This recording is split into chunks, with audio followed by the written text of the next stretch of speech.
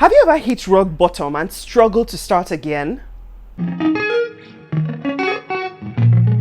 Hi there, it's Otaosese and welcome to my web series. Now I'm sure you've had times in your life when things didn't turn out as expected, envisioned, or desired. In fact, earlier this year when things didn't work out as I had planned, I was so jammed up and confused, and frankly, I didn't know what to do. It felt like several walls were closing in on me, and I felt like a loser, both professionally and personally. Thanks to God, things turned around.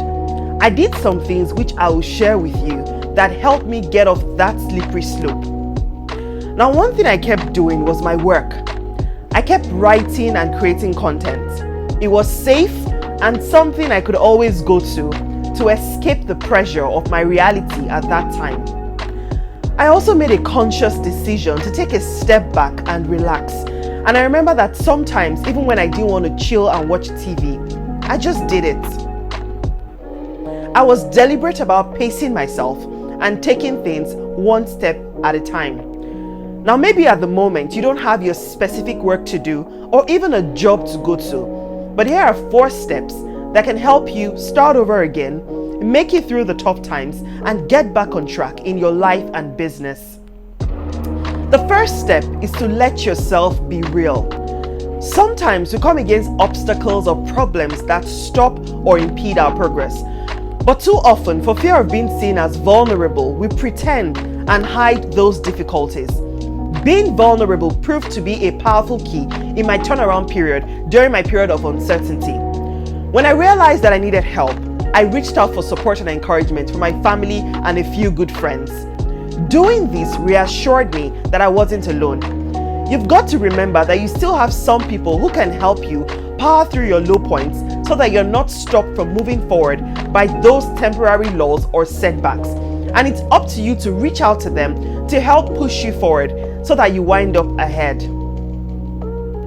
If you go through life knowing that while you can't change what's been done, you can choose to deal with it by asking for help, you're going to make peace with your failures and move forward. And someday, you're going to say, I was able to advance through and over my obstacles faster because I allowed myself to be seen and helped by others. Sharing your difficulties is the bravest thing you can do. The second step is to develop a vision for the future you want to create. Ask yourself, what kind of future do I want to create? Rosabeth Moscanter said that a vision is not just a picture of what could be, it is an appeal to our better selves, a call to become something more. Create a picture of what you want to do and where you want to go. And use the advice from your trusted sources to get super clear on your vision and direction. If you don't know where you're going, how will you know when you've got there? Here's something I want you to know. Vision is critical. If you never settle on a vision for your life, you will always find yourself living the dream of someone else. So remember, it is impossible to achieve your personal dreams by embracing someone else's vision as your own, whether it be a family member, a friend, your employer, or society as a whole. What you need to do is to start by exploring your core values. Now, what I mean by that is, you need to take stock of your life and review the things that are most important to you. How do you want to spend your days going forward? Figuring out the vision for your life is your job, not someone else's responsibility. So go ahead and develop your vision and be firm on it. The third step is to make a plan of action. Vision is where you want to go. Action is what gets you there. And so your strategy must be based on action, not on the outcome. The reason is, the outcome is not always directly under your control, but action is. When I became specific about where I wanted to go, I made a quarterly, monthly, weekly, and daily plan of action of how I was going to get there.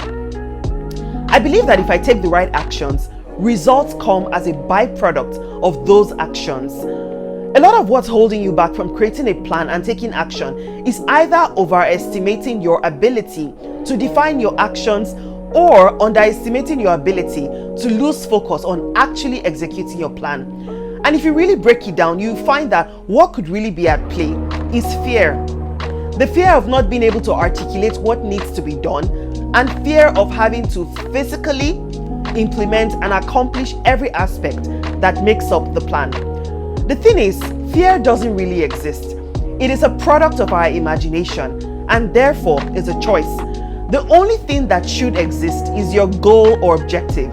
So the trick is to decide what you want and then focus on the actions you can control to get there.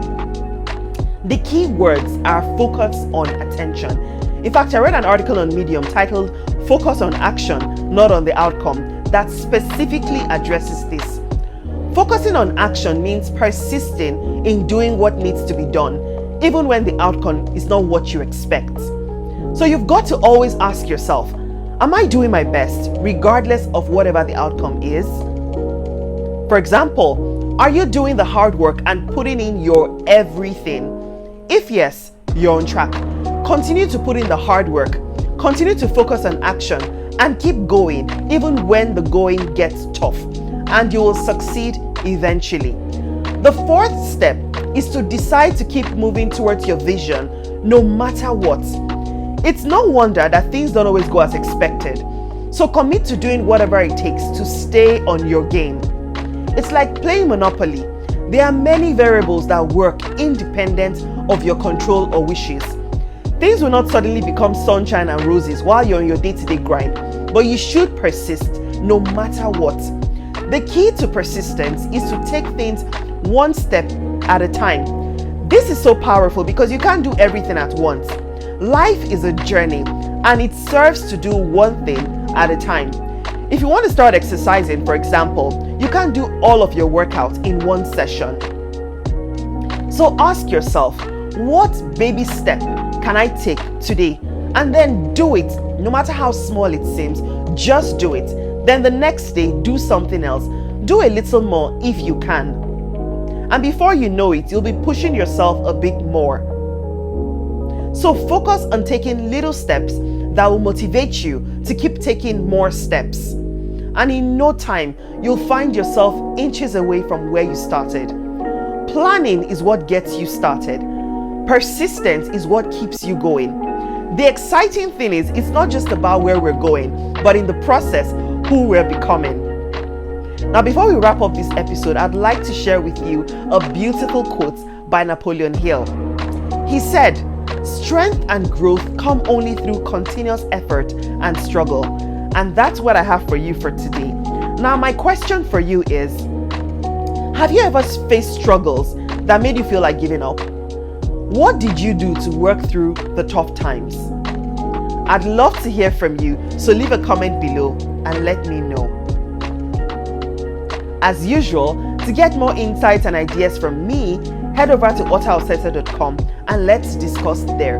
And if you like this video, subscribe to my channel and share it with your friends and loved ones. Also, to get even more wonderful strategies that will help you to deploy your best self in life and business, go to Otaosese.com to sign up for updates and relevant tips. Be mindful and stay grateful. Thanks so much for watching, and I'll see you next time.